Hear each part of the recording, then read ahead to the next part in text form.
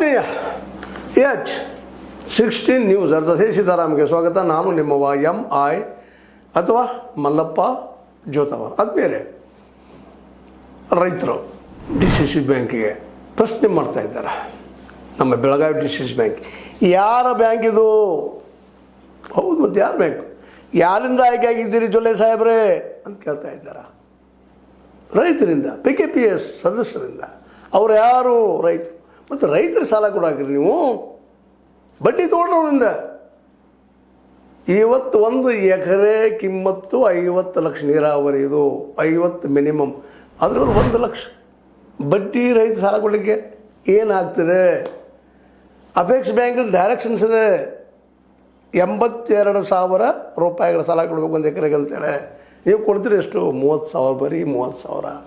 ರೈತ ಹೆಂಗೆ ಉದ್ಧಾರ ಆಗ್ತಾನೆ ರೀ? ಈಗ 700 ಕೋಟಿ ರೂಪಾಯಿಗೆ ಸಾಲ ಕೊಡ್ಲಿಕ್ಕೆ ಹೊಂಟಿದ್ದೀರಿ. ನಾವು 9% ಬಡ್ಡಿ ಕೊಡ್ತೀವಿ ರೀ. ನಮ್ಮ ರೈತರು ಕೊಡ್ರಿ ಅದನ್ನು. ನಮ್ಮ ರೈತರು ಉಳಿತಾ ಇರೋದ್ರಲ್ಲೇ ಬದುಕಾಗ್ತದೆ ಅವ್ರಿಗೆ, ಕಡಿಮೆ ಬಡ್ಡಿಯಲ್ಲೇ ಡಿಸ್ಟ್ರಿಬ್ಯೂಟ್ ಮಾಡಿರಿ ಅಂತ ಪ್ರಶ್ನೆ ಮಾಡ್ತಾಯಿದ್ದೀರಾ. ಕೊಡ್ರಿ ಅದನ್ನು ಅಂತೇಳಿ. ನಿಜವಾಗಿಯೂ ಇದೊಂದು ರೈತ ಹೋರಾಟ ಒಂದು ರೂಪ ಪಡಿತಾ ಇದೆ ಇವತ್ತು. ರೈತರ ಧ್ವನಿ ಯಾರೂ ಇಲ್ಲವೇ ಏನೋ ಅನ್ನುವಾಗ ಖಚಿತತೆ ನೆಲೆಗಟ್ಟಿನಲ್ಲೇ ಇವತ್ತು ನಮ್ಮ ಶಶಿಕಾಂತ್ ಗುರೂಜಿ ಅವರಾಗಿರ್ಬೋದು, ನಮ್ಮ ಚೂನಪ್ಪ ಪೂಜಾರ್ ಅವರಾಗಿರ್ಬೋದು, ಬಹಳ ಎತ್ತರ ಧ್ವನಿಯಲ್ಲಿ ಮತ್ತು ಸ್ಪಷ್ಟವಾಗಿ ಕೊಡಲೇಬೇಕು.